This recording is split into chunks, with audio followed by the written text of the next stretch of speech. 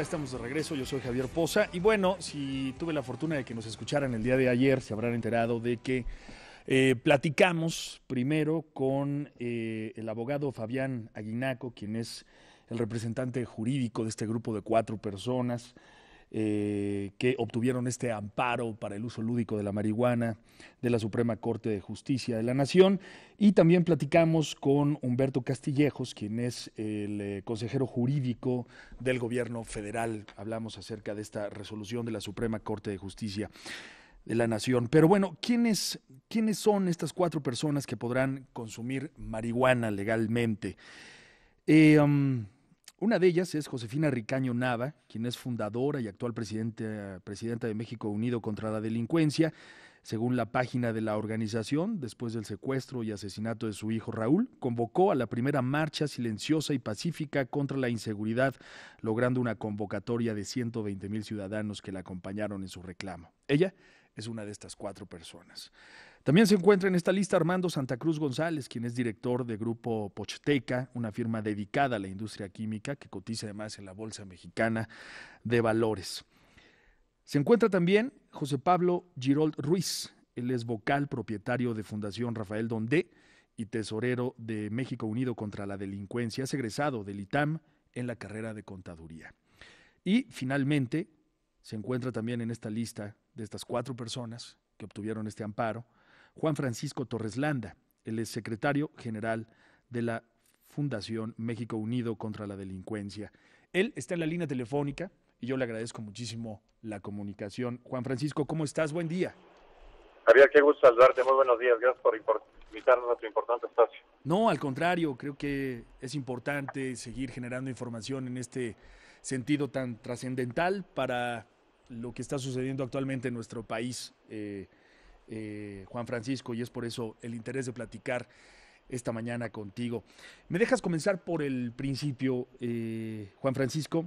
Dime, por favor, ¿de qué se encarga México Unido contra la Delincuencia? ¿Qué hacen? ¿Para quiénes trabajan? Pues mira, México Unido contra la Delincuencia es una organización apartidista, religiosa, laica, ciudadana, que desde hace 18 años, a partir de muy lamentables acontecimientos, decidió que era necesario que la ciudadanía obtuviera un frente ciudadano frente a grandes problemas de inseguridad, particularmente, y el origen fue el secuestro, pero gradualmente fuimos ampliándonos a otros crímenes como son el homicidio, la violación, la violencia intrafamiliar y violaciones sistemáticas de derechos humanos en materia de trata y en materia de migrantes.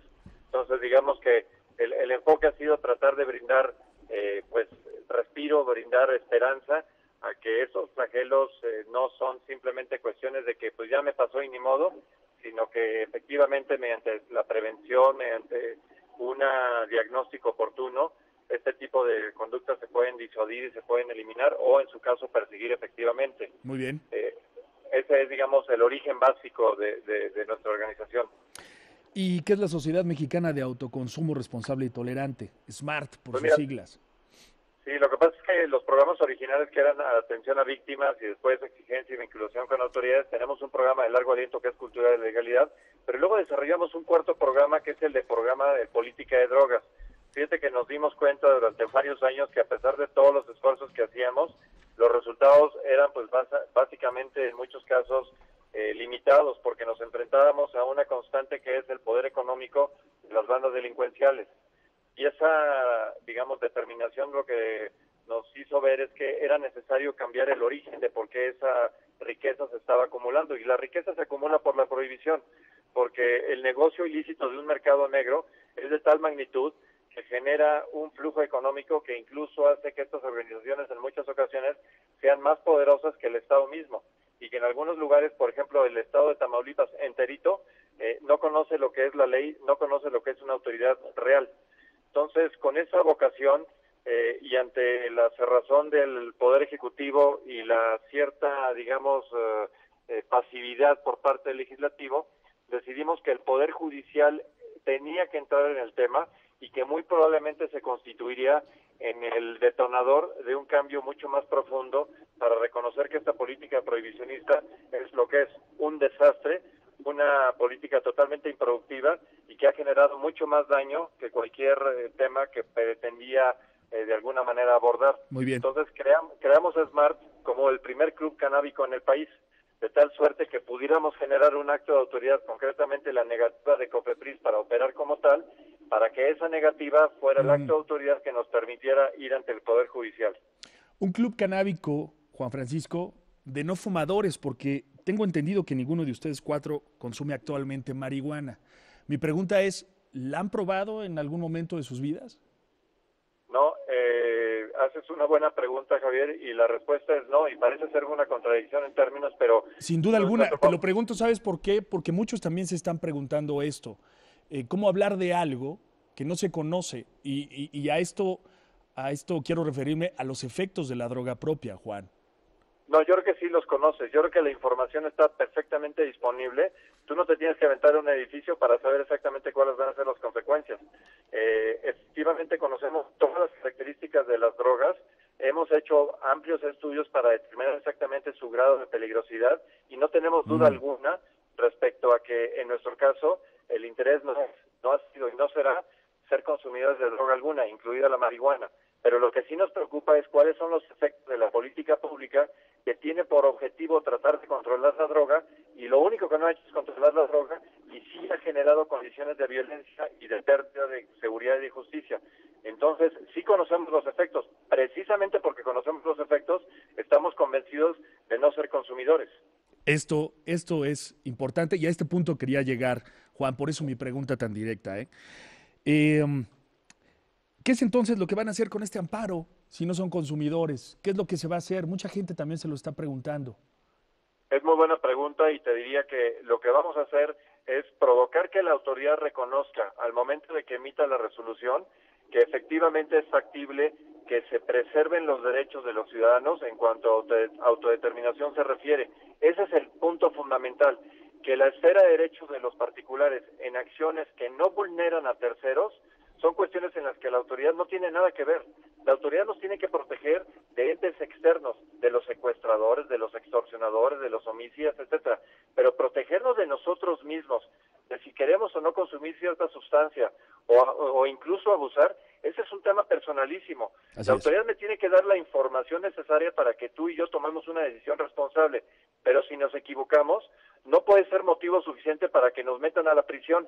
Dime tú, ¿por qué nos van a tratar como delincuentes si en el peor de los casos tenemos un padecimiento médico?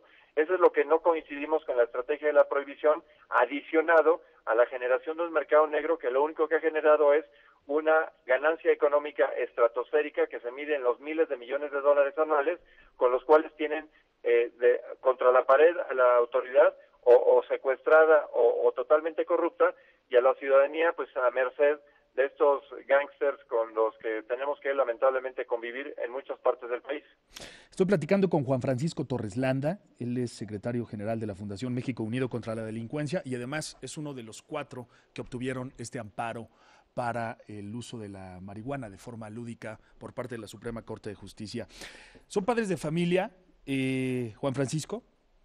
Somos padres de familia y efectivamente ese es el principal motor de por qué estamos en esta lucha, porque no estamos satisfechos y no estamos en pos, digamos, de simplemente dejar que las cosas vengan como van, y cuando los niños nos reclamen, oye papá, ¿por qué cuando tenían la posibilidad de hacer algo no hicieron nada? ¿Por qué nos entregaron un país tan ensangrentado, tan violento, tan carente de instituciones?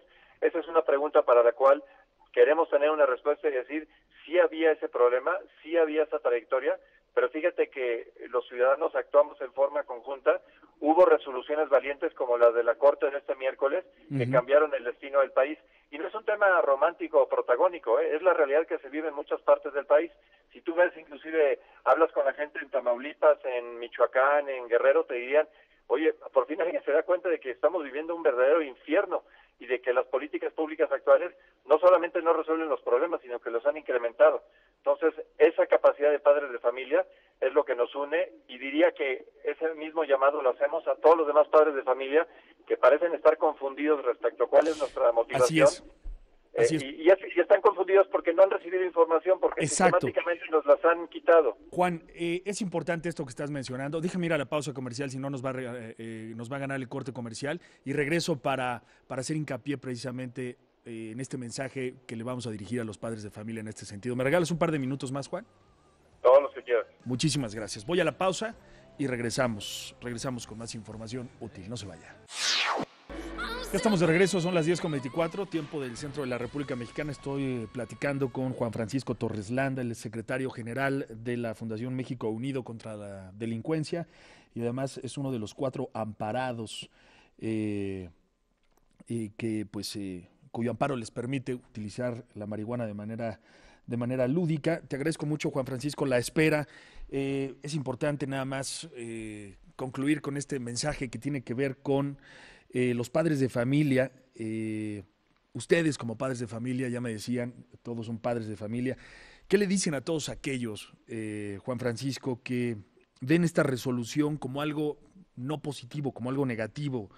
Están preocupados porque piensan que esta resolución puede fomentar el consumo en sus hijos y en algunos casos el consumo desmedido.